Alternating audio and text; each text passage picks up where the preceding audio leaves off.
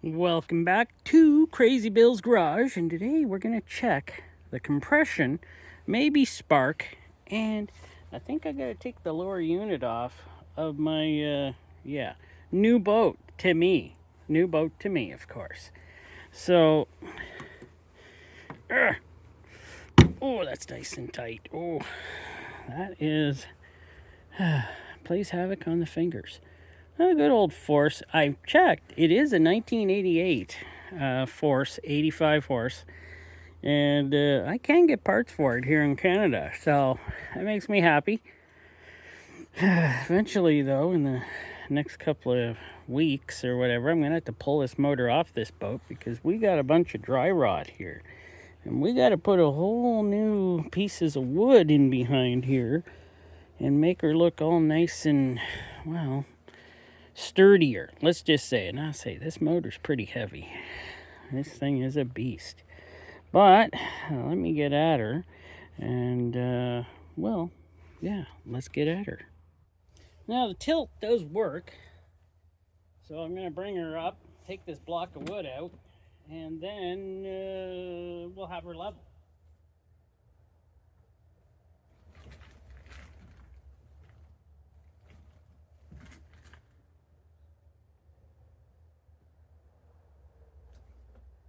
Well, at least I thought it worked if I got power. No power. Right. These cables are a little funky. You gotta do it a little funkier. There we go. Now we'll have power.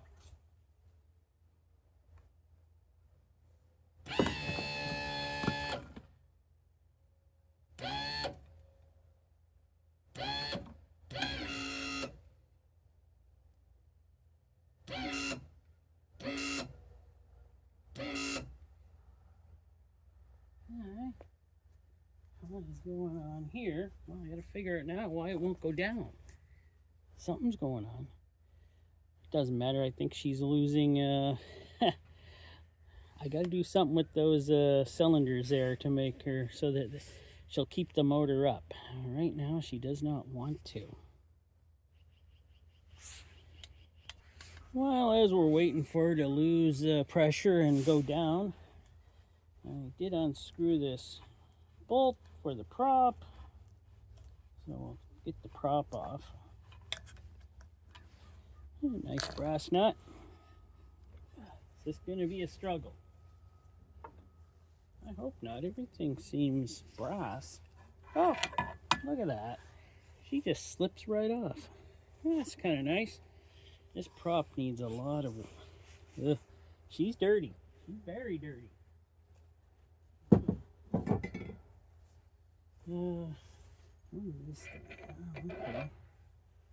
Alright, that comes off. Now, one of the big things with this motor is they say reverse doesn't work. So that's one of my goals of taking off the bottom end too, to make sure that reverse is going to work. I don't know if it's going to, but I should be able to get her to work. Well, there we go. We got the 3-cylinder engine. So I'm going to take these spark plugs out. I loosened them already. Yeah. I dropped that one. Way down there. Great. Funny looking, aren't they? But they're a different type of flat plug. So, never had flat plugs in something before, so I don't know how well they work. I gotta get that one down there somehow. Well, thank goodness for magnets. Thank you, magnet. You saved my butt again. All right. Yes. So the top plug and the bottom plug are slightly darker than the middle plug, which for some reason worries me. It does. It makes me wonder if this thing was getting water into the jacket. So that's the top one. That's the middle one. It is not as dark as the top or bottom. The top and bottom are the same color, but you know what? I had a compression tester for years sitting in my toolbox. I never used it. And then I went to go and do this video before, and a compression tester wouldn't work. Seals in it have gone. So I had to go out and buy myself another one. And yeah, some cheap Chinese thing I bought. So seems like I use a lot of Chinese things, man. But this one I think is the right one. Yes, it is. And we have the hose to it. Probably would have been simpler if I had just done that, put it on the hose outside. But why should I do simple things? And the compression tester. This one's a way more fancier than my old one. My old one is kind of junk compared to this one. So there we go. So I'm gonna hit the starter. We're gonna watch this thing and see what it does. Well, first I gotta hook battery up. Sometimes you need 3 hands here, man. Trying to hold this, trying to do this, But I found a board to put my pack on, so I could, you know, get this thing going. So let's see what the first cylinder has for compression. Let's hope this works.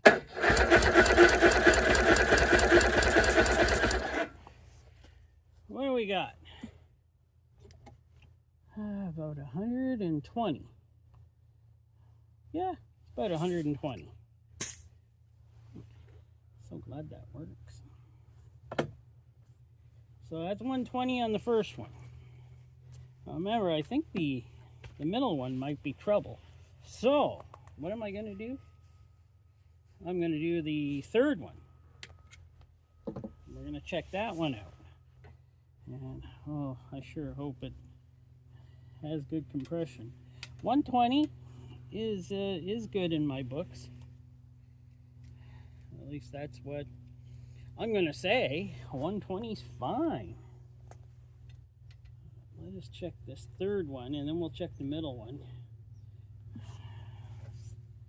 Third one could be not as good, or I mean the second one. We'll try it. This battery pack is weak. I don't think it has a lot more left in it right now to do many more of these. I did charge it. Man, these things never seem to last for me. So let us. There we go. Let us try this one.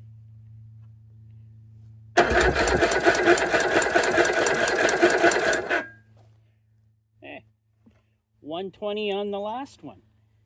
Okay, things are looking up.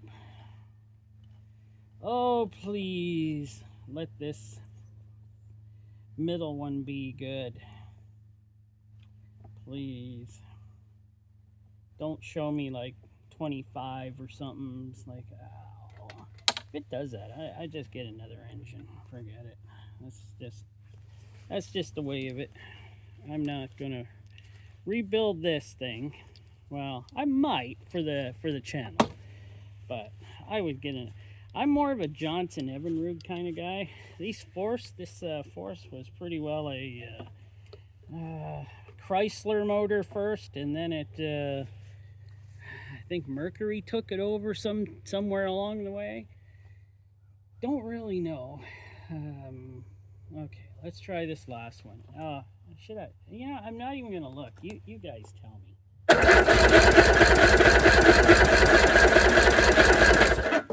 Okay, what is it? 120. Okay, that kind of makes my day. So they're 120 all across the board here.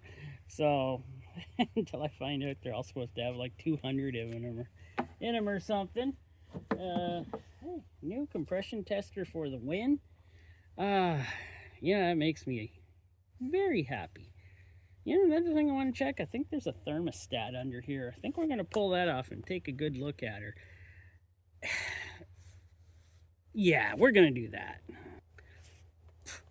I'm pretty sure this has never been taken off. I broke all these free and they seem to be, it broke the paint off. So I was like, okay, I don't think any of them's been taken off before. But pretty sure that's a thermostat area. I'm watching a few videos on boat motors. I don't usually, but I've decided to, okay, well, you got work to do on a boat motor. You better start looking at some videos on guys who know what they're doing. So that's pretty well what I got to do. I know general motor stuff. And yes, I've rebuilt many engine motors for vehicles in my day. And there's no thermostat.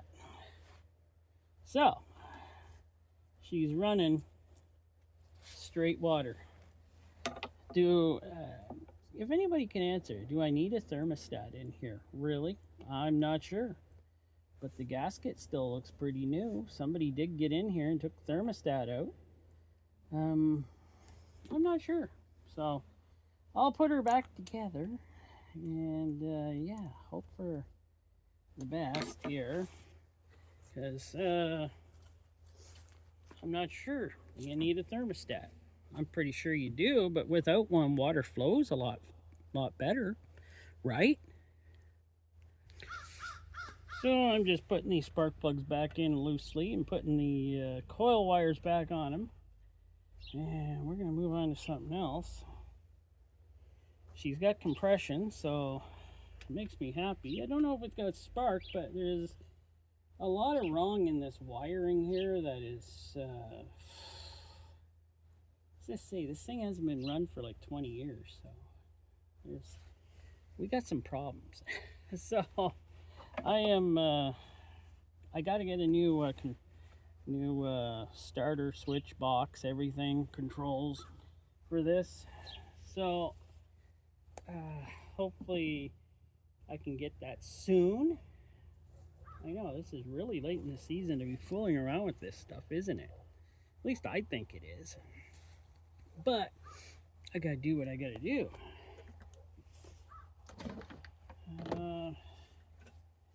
Soon winter will be here in less than a month, and here I am fooling around with a boat motor. I don't know. I should just wrap her up and put her away until next spring, but I don't want to do that because I'm kind of itching to see what I gotta get, see what I gotta fix, you know, kind of thing. That's the way I am when I get something. So what worries me about this bottom end is it's got new fluid in it, but you can see where a lot of it's been leaking, and somebody made themselves a new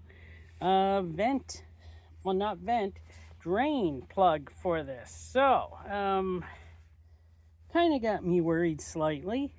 All the bolts, actually, I cracked them loose already, but on this one there is the vent and the fill up here for oil, well, lower gear oil, and in here is, well, that's the ground. In here is where I gotta undo the lower gear shifter mechanism. So let me get at that. So I got that done, and all that was in there was just this little pin, and somebody just stuck a little piece of copper wire in there. I'm hoping to replace that with something that's not copper wire, but let me see if she's free. Get you back in here to there. Oh, I got you a little too low. I can't even see. Okay. There we go. She is. So, that should be ready to come off, right? Well, let's get this lower unit off. I don't know how much it weighs. Probably what? 2-3 tons, maybe? I'm not sure. But let me get this in a situation here where I can do it without knocking the camera over. So it's just 13 mil bolts, and I'm going to use my, use the electric ratchet on it. Might have to rebuild this whole thing, it's got me thinking that. I don't even know if that had to come off. I don't think so. Oh, there's screws holding that on too. Somebody, I think it's jammed a bolt up in some of the crazy stuff.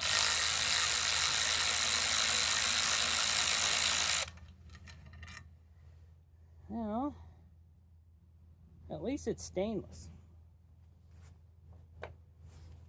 You know what? I'm going to do the other ones on the other side. Hopefully my orange jacket, actually my yellow safety jacket, that's why I wear it, because I don't want to get dirty. And it's my work jacket, so you know. Hey, anti-corrosion anode. I don't know. This thing never goes in salt water. Do we need one of those? But this one's never looked like it's ever been damaged, so probably not.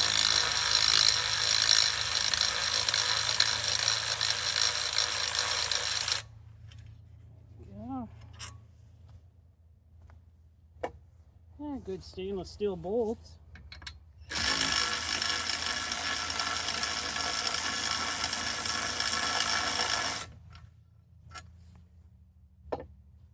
There we go.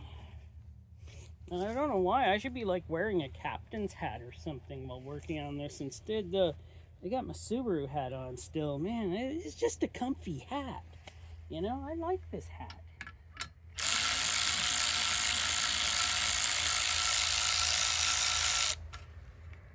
So I did get a new impeller for this already.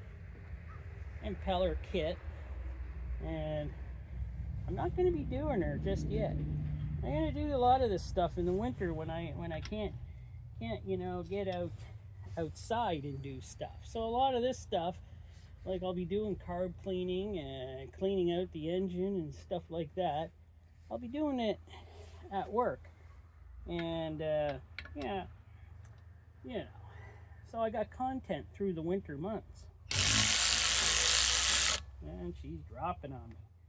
Hey, well, you know what I'm going to do? I'm going to move you, because I think I got you in the way for me. So there we go, I moved you. This thing looks like she's going to fall right out. That's probably a good thing.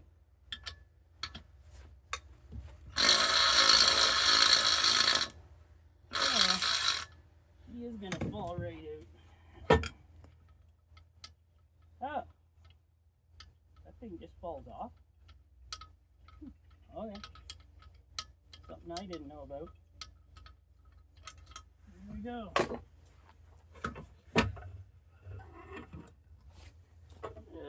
Oh, she is heavy. Oh, my word. But, there we go. We'll take a look up inside there. She looks pretty darn clean in there. I'll just lay this thing on its side. There we go. So let me get you off the stand. So there we go. Got that all off. You know, that doesn't look too bad. I'm going to put a new impeller in her anyways. And I probably got to get into this bottom end to find out why she doesn't shift into reverse. Pretty sure. She's pretty clean. This thing even run. I can tell you she's been run on probably, well, it's never been run on salt water here in Manitoba, even though we do have salt water lapping the shores of Manitoba up at the Hudson Bay area. So yes, we do have salt water. That's just a cool fact about Manitoba, that a prairie province can have saltwater shoreline. Yeah, I know, pretty cool. What am I going to do? I'm going to lift the motor back up. that block's going to fall out, and then I'm going to let the motor drop. Yeah, that's what I'm going to do. So that's going to be it for the day. I put the prop back on. I'm going to put this in the garage and wait till a nice cold winter day to work on it in a nice warm garage at work, and put the bolts back in so I wouldn't lose them. And yeah, that's about it. All I'm trying to do here is figure out this shifter, which is totally pooched and broken, and great. Well, time for a new shifter. At least that's what I'm thinking. The choke worked, the key didn't work, power came on, but there was no turnover for the motor. There's the other part of it. Yeah, it's pretty pooched. I'll go and check out with a friend there. He says he has a bunch of them, and see if I can get the right one. Good old StarCraft. Thanks for watching.